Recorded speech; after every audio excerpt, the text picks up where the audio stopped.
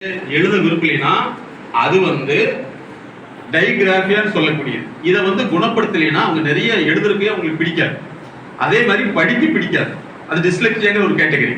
அதே மாதிரி சிலருக்கு ரீடிங் பண்ண பிடிக்காது, சத்தமா படிக்க சொன்னா பிடிக்காது. இன்னொன்னு படிச்சிருப்பாங்க, ஆனா அதே சமயத்துல அவங்கனால விளக்கி சொல்ல முடியாது. படித்தல் வேறு, ரீடிங்கிறது வேற, அண்டர்ஸ்டாண்டிங்கிறது வேற, காம்ப்ரிஹென்ஷன் வேற, ரைட்டிங் வேற. அப்ப எங்களுடைய நிறுவனத்துல ஒருத்தர் ஒரு குழந்தை படிக்க முடியலன்னு கூப்பிட்டு வந்தாங்கன்னா, அந்த படிக்க முடியல காரணங்கள் என்ன கண்டுபிடித்து அந்த குழந்தைக்கு நாங்க சொல்லித்தரதுல செய்ய வைக்கிறோம். சொல்லித்தரதா முடியவே முடியாது. அப்ப செய்ய வைக்கிறதுக்கு ஒரு லெவலுக்கு 3 மந்த் தேவைப்படும். அதனாலதான் நிறைய பேர் இன்னைக்கு டியூஷன் எஜுகேஷன் போறோம் இல்லையா. இப்ப ஒருத்தருக்கு இயற்கையாவே ரத்த ஓட்டம் இல்லை, அவருக்கு ஹார்ட்ல ப்ராப்ளம் இருக்குன்னா பீஸ் மேக்கருக்கு ஒரு எக்யூப்மெண்ட்ஸ் ஃபிட் பண்றாங்க இல்லையா.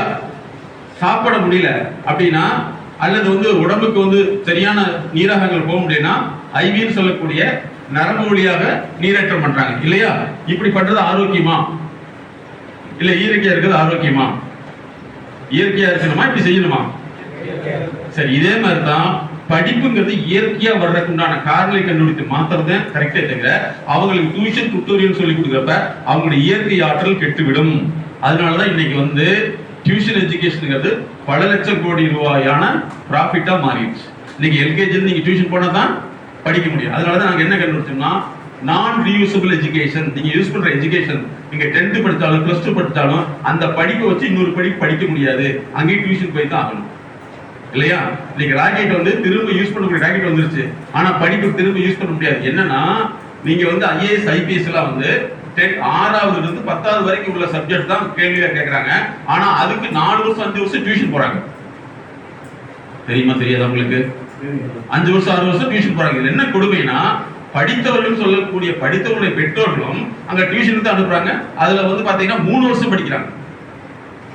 அப்ப இவங்க படிப்பு பயன்படக்கூடாத அல்லது பயன்படுத்த முடியாத படிப்பு தானே. 10th வரை ஒண்ணும் இல்லைங்க, ஒரு 6th வரைக்கும் டியூஷன் போனா பரவாயில்ல, அதுக்கு மேலே டியூஷன் போனா தான் அவனால படிக்கவே முடியுதுன்னா அது எப்படி ஒரு மனிதருக்கு செயற்கையா சுவாசத்தை கொடுத்து உயிரோடு இருக்க வைக்கிறோமோ அது மாதிரி தானே தவிர இயற்கையான சுவாசம் அல்ல. ஃபாலோ பண்ண முடியுங்களா? இப்ப உங்களை எழுத சொல்லியே உங்களுக்கு என்னென்ன ப்ராப்ளம் இருக்குன்னு தெரியுதோ இதெல்லாம் நம்மளுடைய ஜெனட்டிக்கலாவே இருக்கும். அடுத்த குழந்தைகளுக்கு போகக்கூடாதுங்கிறதுக்காக தான் இந்த விழிப்புணர்வு.